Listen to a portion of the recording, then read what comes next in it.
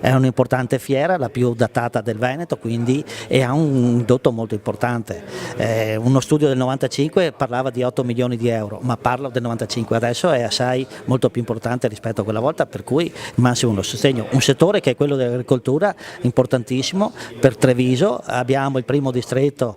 del Prosecco in Italia, il primo distretto in Italia che è quello del Prosecco, quindi ci sono queste eccellenze e bisogna valorizzarlo. Non solo agricoltura, ma anche altre iniziative che possono sorgere in uno spazio così dedicato, consolidato e ovviamente con una grande capacità di ricezione. Se 150.000 persone vengono in 3 giorni vuol dire che c'è una capacità di attrazione molto importante, vuol dire che è riconosciuto a Santa Lucia nel comparto dell'agricoltura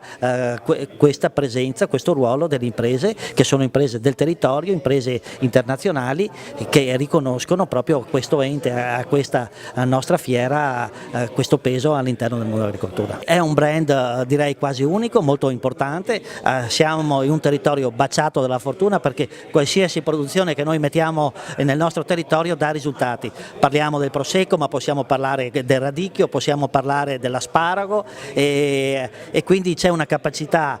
di recupero anche delle vecchie produzioni, perché si sta parlando di mettere,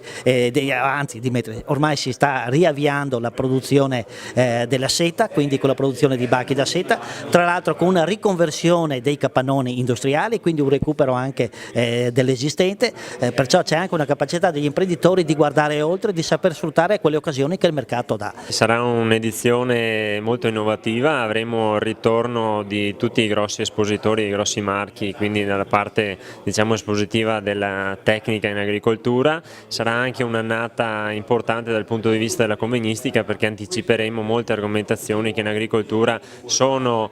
temi caldi, ma anche che sono temi molto innovativi per il nostro territorio. È molto importante per noi guardare anche all'estero. La fiera nostra in questo senso si pone come veicolo per incentivare le nostre aziende nel contatto e nello sviluppo di idee imprenditoriali rivolte anche all'estero. La parte della convegnistica è una parte importantissima, perché oggi la fiera non è più e non deve essere più un solo mero momento espositivo, ma deve essere anche un momento di incontro, di formazione e di informazione per gli addetti ai lavori, perché un settore come il nostro, strategico e importante come il settore dell'agricoltura, deve essere comunque un settore che è costantemente informato sulle ultime novità del momento, su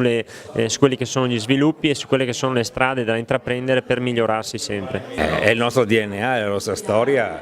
non c'è bambino di noi che non è cresciuto con le fiere, e adesso che siamo diventati più grandi dobbiamo continuare questo sogno per i nostri cittadini, rendendolo moderno, competitivo e con l'ambizione di diventare punto di riferimento della provincia di Treviso, anche per politiche le più ampie che vadano oltre, vadano in Europa, che vedano lì la possibilità di realizzare eventi. Per inciso ce ne sono 2 di nuovi per il prossimo anno che aumenteranno le nostre capacità espositive, per cui il lavoro è molto da fare, ma sta dimostrando che la scelta che abbiamo fatto nel creare l'azienda, nel recuperare rispetto a un momento di difficoltà che abbiamo avuto 5-6 anni fa, adesso sta pagando, e anche la partecipazione delle categorie economiche e la stessa presentazione oggi qui in Camera di Commercio la dice lunga su che clima siamo riusciti tutti insieme a instaurare, e noi ne siamo proprio contenti. E credo che questo territorio, che ha delle potenzialità e delle capacità individuali, umane, di ricchezza paesaggistica e di risorse produttive immenso, se farà squadra potrà avere un futuro nettamente migliore e roseo, non solo per chi è oggi qui, ma anche per i nostri giovani, lo dico, che un domani potranno cimentarsi in quello che è il turismo, in quello che è il mondo dell'agricoltura,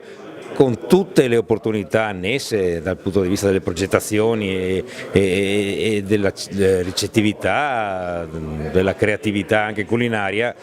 Credo che potremo dare una prospettiva importante. Il cicloturismo vogliamo diventare un riferimento, che è un turismo che sta crescendo.